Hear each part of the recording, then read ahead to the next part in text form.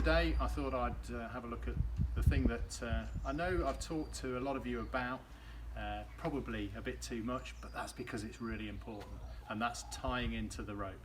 So I'm going to demonstrate to you how to tie into the rope, and I'm going to show you the most efficient way to do it. Why? Because probably of all the things that we do in climbing, one of the biggest risks that we face is not tying the knot onto our harness well enough. So it's really important that we get it right. A re-threaded figure of 8 with a stopper knot. How do we do this? Well, if we take the end of the rope, we need to first of all make sure that we've got enough rope to tie the knot. And in order to do that, there's a couple of ways that we can make sure that we've got the right length of rope.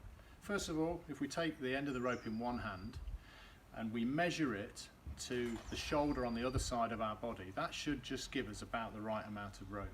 Another way is to let the rope hang from your shoulder to just below your knees, and that's another good way of making sure that you've got enough rope.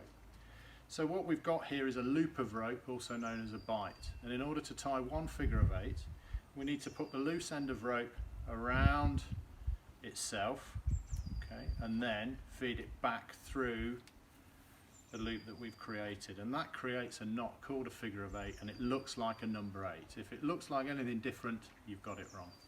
Okay. Then we take the loose end of the rope, and you'll see that I'm wearing a harness that we issue at Cokethorpe called a centre harness, because climbing centres tend to use these very commonly. Okay. And we want to pass the loose end of the rope through the yellow handle or loop at the front of the harness. It's called the tie-in loop. So it does what it says it does. It ties us into the rope. And we're going to feed that through.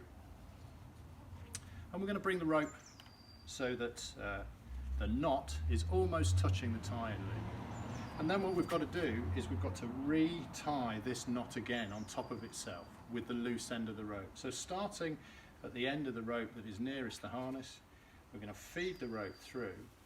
And you'll see that I'm just laying it on top of the knot that's already there.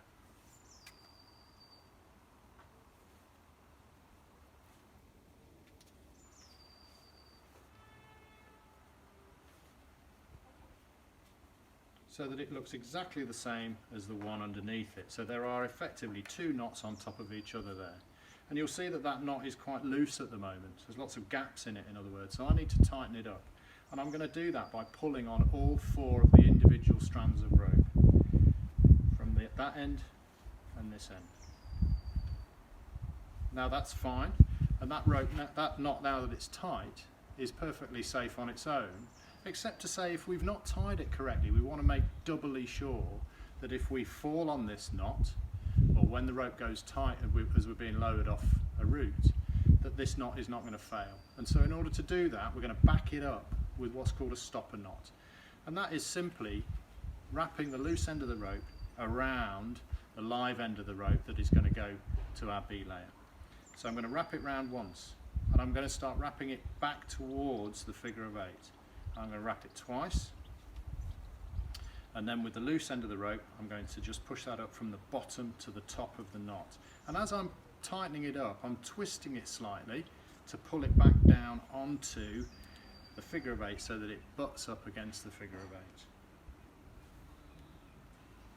8. And there we have a re-threaded figure of 8 with a stop. I'm going to go through that again in normal time to show you the sort of speed and efficiency that I might tie into the rope.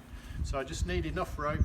I'm going to tie my figure of 8 as I did before, and then I'm going to thread it through the tie-in loop and concentrate on trying to get this really spot on.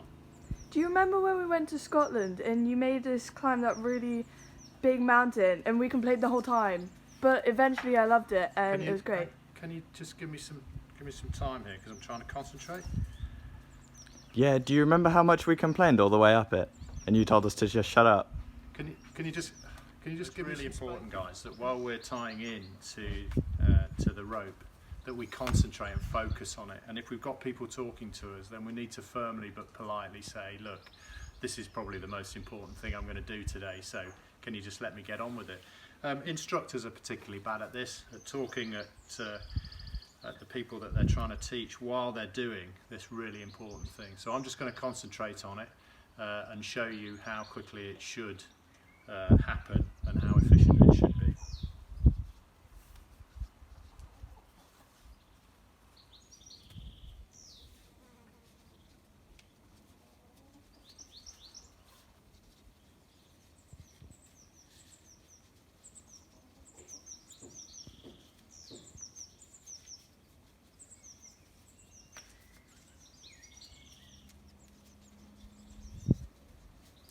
So there you go.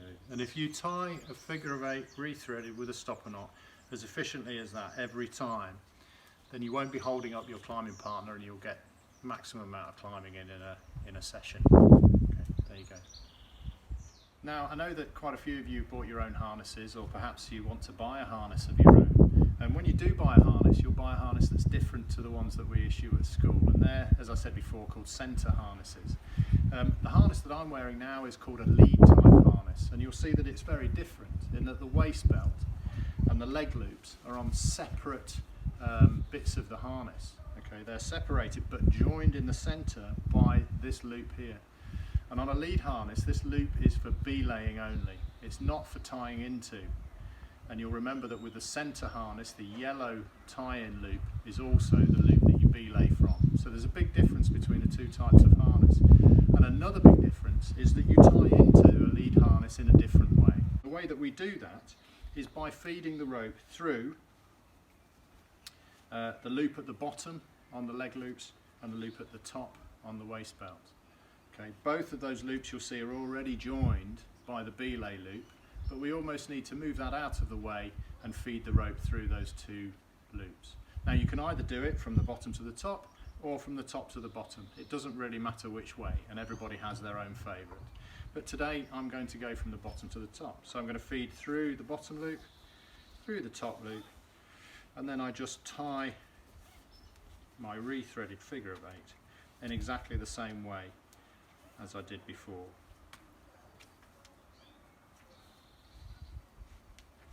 And I'm focusing really carefully on making sure that that's neat.